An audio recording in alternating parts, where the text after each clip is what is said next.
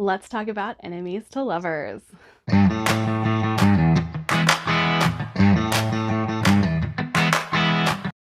right, hey guys, welcome back to Portable Magic. Today we are going to be talking about my favorite romance trope, and that would be enemies to lovers. And I have broken down some recommendations for you if you're new to enemies to lovers, or if you haven't heard about these books and want to get into enemies to lovers, or if you just love enemies to lovers. Am a huge enemies to lovers fan.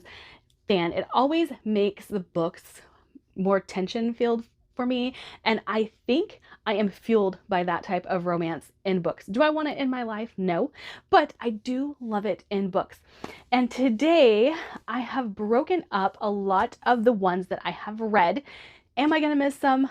Probably something is gonna get left out of this video. It's gonna happen. But I have broken down this enemies to lovers trope into that's six, three different categories.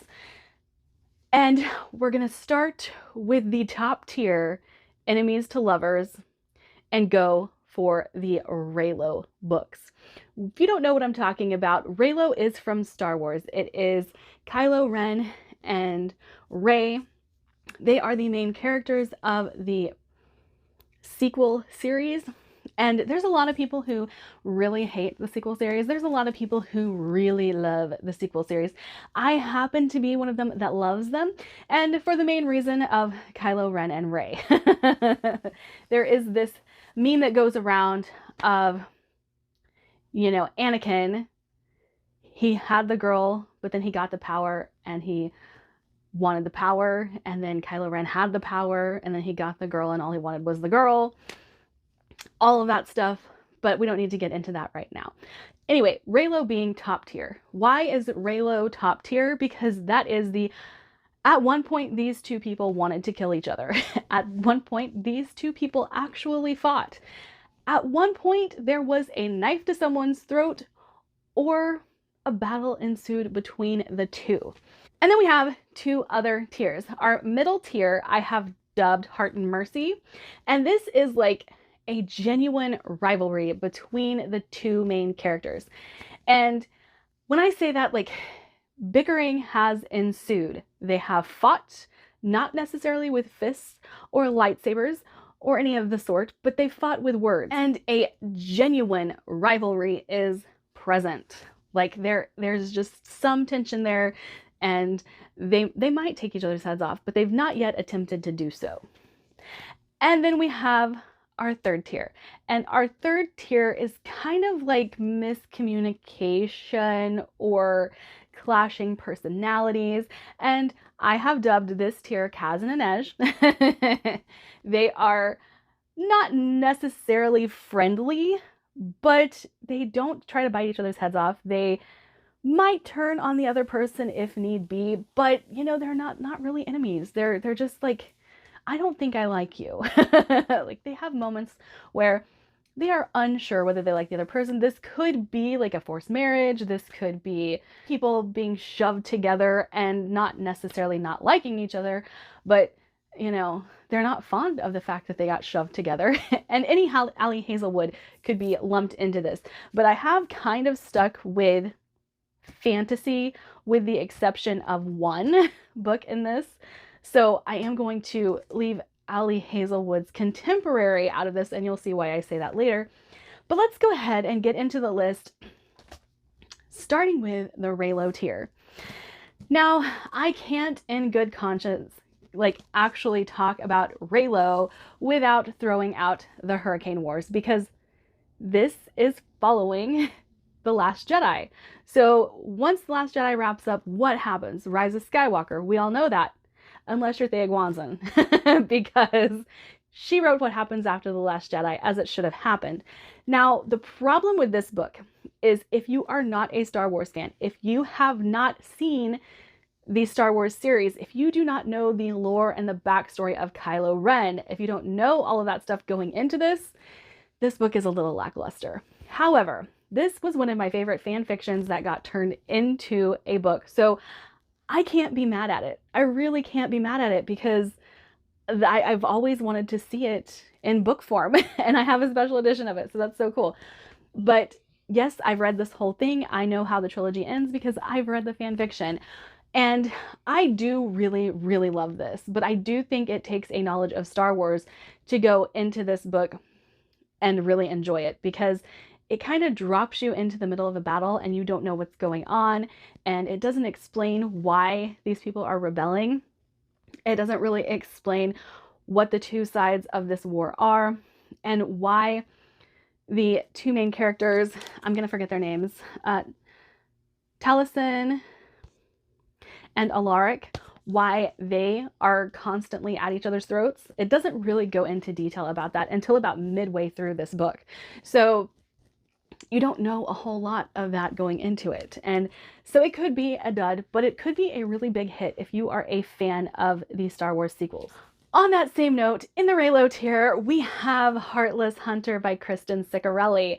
This is Witch and Witch Hunter done right. This is very much cat and mouse. They do fight. There is a whole scene of them being in the dark because they're trying to hide their identities from each other. Well, Gideon not so much, but our main character is trying to hide that she is the Crimson Moth from Gideon. And so when he goes after the Crimson Moth, he doesn't realize that he has gone after the girl that he is flirting with by day. And so they end up kind of wrestling. There's a whole melee scene with them, and it's actually really good, and it plays really well into the whole cat and mouse thing we've got going on here. They do at one point fight, so they have their hands on each other. One is really just trying to escape, while the other one is really trying to take the other one down. But it is so good. I highly recommend this. This is one of my 5 stars for the year, so definitely looking forward to getting my hands on the second book in this series. Amazing. And then we have this one that kind of falls towards the bottom of the Reylo tier, and that would be The Curse of Saints by Kate Dramas. And the reason this kind of falls at the bottom is, yes, one does try to kill the other person, but it was an accident. It was done in anger though, so was it an accident? You don't know. And I'm not going to spoil anything because I'm not going to tell you what happened, who it happened between, or anything like that, who did what. But this definitely plays into the enemies to lovers hardcore. Now, they are forced to work together, and they do have to get along when they're working together. So it doesn't lean into the enemies to lovers trope as hard as, you know, Heartless Hunter does or the Hurricane Wars does, but I still feel like it falls within the Reylo realm because there is a scene where something very dramatic happens, and yes, they actually fight. So I think it fits. Now, for the ones that I don't have physically, we have to go with the OG and Throne of Glass. That definitely falls into the Reylo category. And I don't think it falls into the Reylo category for like knife to the throat type situations, even though there is a scene with that. But it is also, one character is forced to do the bidding of another character, and that I feel like plays into the Reylo trope pretty hard, or Reylo tropes pretty hard. And then Slaying the Shadow Prince by Helen Schroer. I definitely think this fits it because immediately upon meeting, our main female character goes after our main male character. And while I didn't like this one as much as some of the others on this list, I think it fits this to a T. Like, they literally want to kill each other at one point, or at least the main female character wants to kill the main male character at one point. And it turns out to be a pretty dang good read. But like I said, it's just not on the same tier as a lot of the books on this list as far as what I rated it. And then, of course, you can't talk about enemies to lovers without talking about the Bridge Kingdom, because our main female character is raised to take down the king of this other kingdom. And her father raises all of his girls to be assassins, and when one of them is married off to the king of this other kingdom, they're supposed to take that kingdom down. So yeah, there is some fighting, there is some betrayals, there are some like really big moments of, is she gonna actually kill him? Like, is this really gonna happen? And there's a lot of sexy scenes in the Bridge Kingdom too. I'm not giving spice ratings as I go along, but as far as the Bridge Kingdom goes, it's probably higher on the spice level than some of these books, but not like erotica. But I absolutely love the Bridge Kingdom. Okay, our next tier will be Heart and Mercy.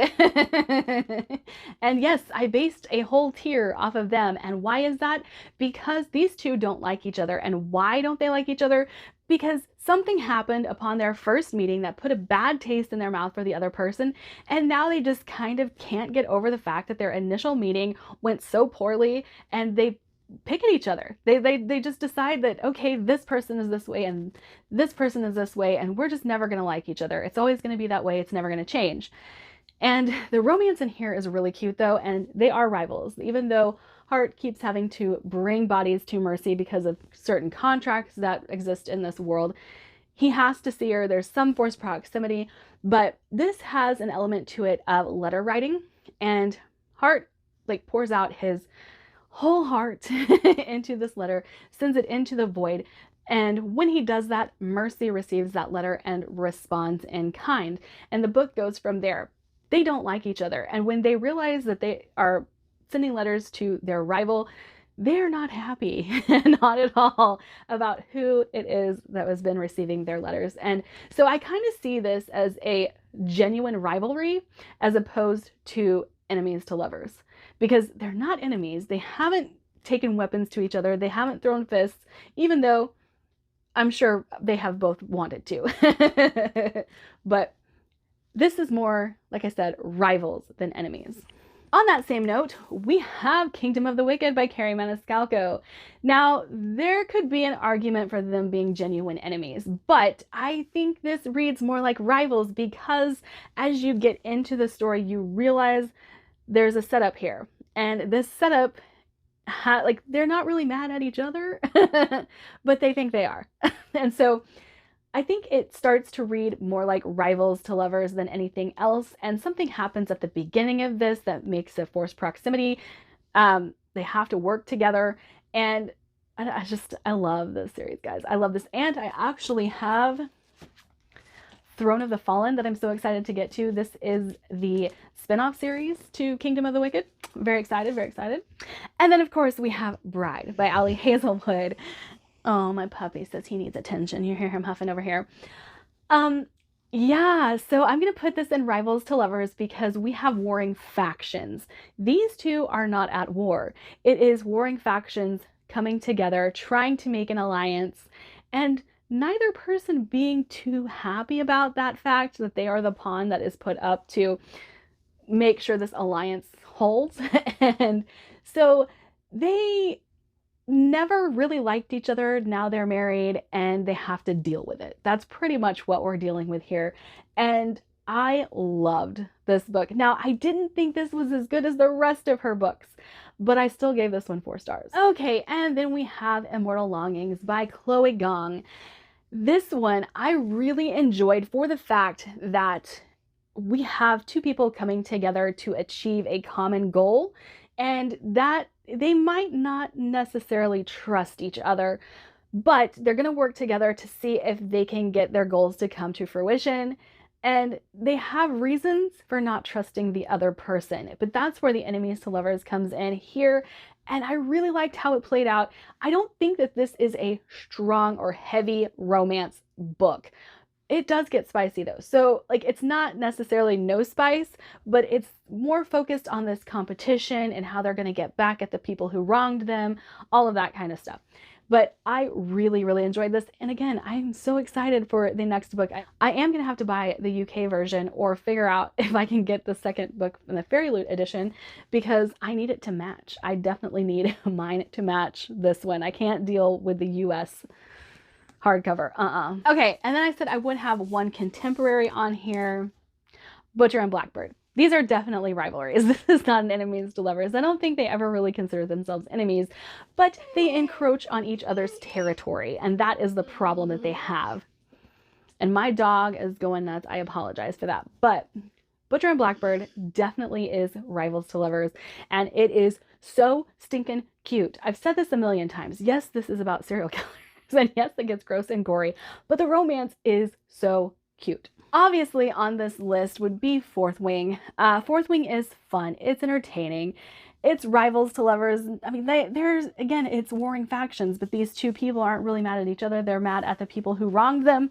And yes, I own Fourth Wing, but it's in my bedroom, and I tried to get all of the books out of my bedroom, and I didn't. I was not successful. But if you've not heard about Fourth Wing, we have a girl who is going to this academy that she doesn't want to go to because her mother said she's going to be a warrior, she's going to be a dragon rider, even though she has a chronic illness that causes a lot of pain, and she was going to be a scribe in this world until her father passed away. And then we get to the school and there is competition out the wazoo to become this dragon rider. Okay, so my dog distracted me, but Fourth Wing is definitely going to fit the rivals to lovers as opposed to enemies to lovers, because there's some tension between the main characters, but they don't really hate each other. Serpent and the Wings of Night by Carissa Broadbent, the GOAT for fantasy romance. She can do no wrong. I love Serpent and the Wings of Night and Slaying the Vampire Conqueror. Both of those are so good, so good. And we have a human that is in competition with these vampires, and they're trying to earn a boon from the goddess that they're going to do this competition for. And our main character feels like if she can compete and win, she will get granted this boon that is meant to be for the night children, which are vampires. And so she goes through this competition, and all of the people in the competition are out to win. However, one of the people in the competition starts to help her, and they end up, you know, in the whole enemies to lovers situation. So it's really a rivals to lovers. It's not really an enemies to lovers, even though the reason that our main male character singled her out is for the purpose of getting back at someone else. Okay, and then our next tier would be Kaz and Inej, which is the I don't think I like you. Like, not enemies, not necessarily rivals, but I don't think I like you. That kind of trope. And I have quite a few for this one because I feel like this is where the majority of enemies to lovers falls. It's not hardcore Reylo. Sometimes you get the rivals, but the majority fall in this category, which kind of makes me sad because Reylo is my favorite. But Blood and Steel by Helen Schurer, same author as Slaying the Shadow Prince. This one is kind of cute. We have two people who have to work together because one of them wants to be a warrior. The other one kind of is like, nah fam, I don't want to train anybody. But he's given orders to help her become a warrior. He's given orders to take her to the king to request the rights to become a warrior. And in doing so, they have to travel together. And he is very reluctant to have friends of any kind. And whenever this beautiful girl wants to be his friend, wants to train under him, he's like, I don't think so. And there is a very cute cuddling scene that kind of starts their emotional relationship journey, and I really liked it, but it's not my favorite. I do like Wilder Hawthorne though. He is the main male character of this series, but I have read 2 books of this series, well, technically 3, and I have DNF'd it, but there are a lot of people who really, really like this series, especially if you like Wilder Hawthorne.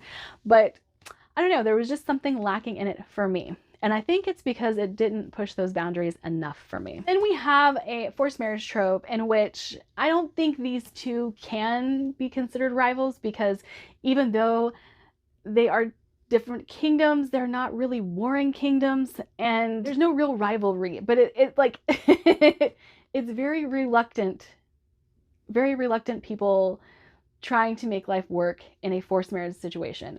But there is a lot of trauma that goes with that, and that would be Strange and Stubborn Endurance by Foz Meadows. As you can see, I have the second book right here, ready to be read, but this one is more something bad happens. Our main character is sent away to be married off to what he thinks is the princess of another kingdom, happens to be the prince of another kingdom, and something has happened where our main character's feelings are completely shut down and won't give their new husband the time of day. And the love interest in this one is very sweet and takes his time and tries to give our main character the time he needs to come to terms with everything that's happened, even if our main character is not going to give him the time of day. And so I think this falls into enemies to lovers, just not in the way we expect it to be presented. Next on the Kaz and Inej, and that Kaz and Inej, if I didn't say, is from Six of Crows. I have it over there, but I don't consider Six of Crows a romance. Even though there is an enemies to lovers trope in it, I don't consider those to be anywhere near a romance. But we can't talk about romance and enemies to lovers without talking about the kiss of deception, because there is a big enemies to lovers trope in here throughout the series.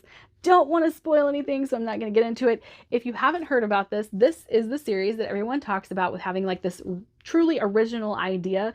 We have a princess who absconds from her marriage ceremonies, doesn't want to have anything to do with it, and then the prince that she left at the altar decides to go after her, and an assassin. Now, we get the POVs from the prince, from the princess, and from the assassin, and the prince and the assassin, you have no idea who is who in the POVs. It just says prince, and it just says assassin.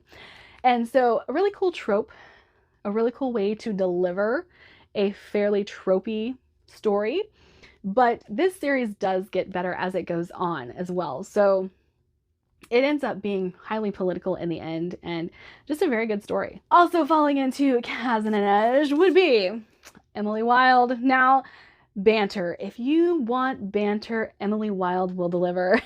This is the best banter I've read in a long time. This is just bickering though. These two, they actually like each other, but they want to bicker about everything. And I think that's why this falls into enemies to lovers, because they are academic rivals, but where? Like, show me where.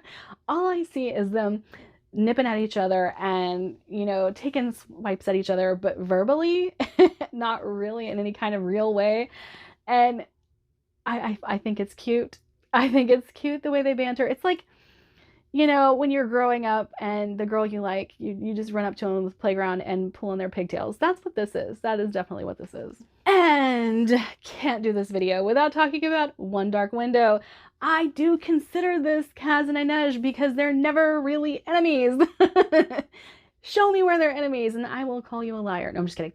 I don't really consider them enemies though, because they meet on the road, and yes, something happens where you would think that they would be enemies, but when they come face to face with each other after the fact, it's not really like, and I don't want to say it's insta love, but there's attraction there. There's not repulsion, and you would think that there would be some form of repulsion with enemies to lovers. So I think this is another where like they just like to bicker and pick at each other and call each other out. I think that's where the rivalry comes from in this one. And to finish this off, I am going to talk about a cozy fantasy that actually features enemies to lovers. Never thought that would be something that I said. Cozy fantasy, enemies to lovers. We have in here a sapphic romance, and we have two girls who really don't like what the other person stands for. It's not necessarily that they don't like each other. It's just their talk has happened, and they can't believe that the other person believes what they believe, and each of them kind of want to write off the other person's ideas as stupid. And it's like, you know, if a Republican and a Democrat fell in love. That's kind of what I see whenever I read this. But we have the Honey Witch who is trying to teach this girl about magic, and she's like, magic is not real. I am not going to believe that magic is real. I don't care what you do, what you say, you cannot make me believe that magic is real. And the Honey Witch is like, it's all around you. Why are you just not opening your eyes? And she's like, no, I don't believe you. I don't believe you. Even though our main character is legitimately a Honey Witch, and she is like shown her that magic exists and magic is real. And I think I really like this one for the ending because it has a little bit of an explosive ending for a cozy fantasy, but I like the banter between these two as well. And I think that's a really important factor in enemies to lovers. The banter has to be bantering. If they're not picking on each other, if they are not fighting and bickering at some point, it's not enemies to lovers. And you can't convince me that it is. But this is a comprehensive video of what I have read in the enemies to lovers genre as far as fantasy goes, with the exception of one. I did talk about Butcher and Blackbird.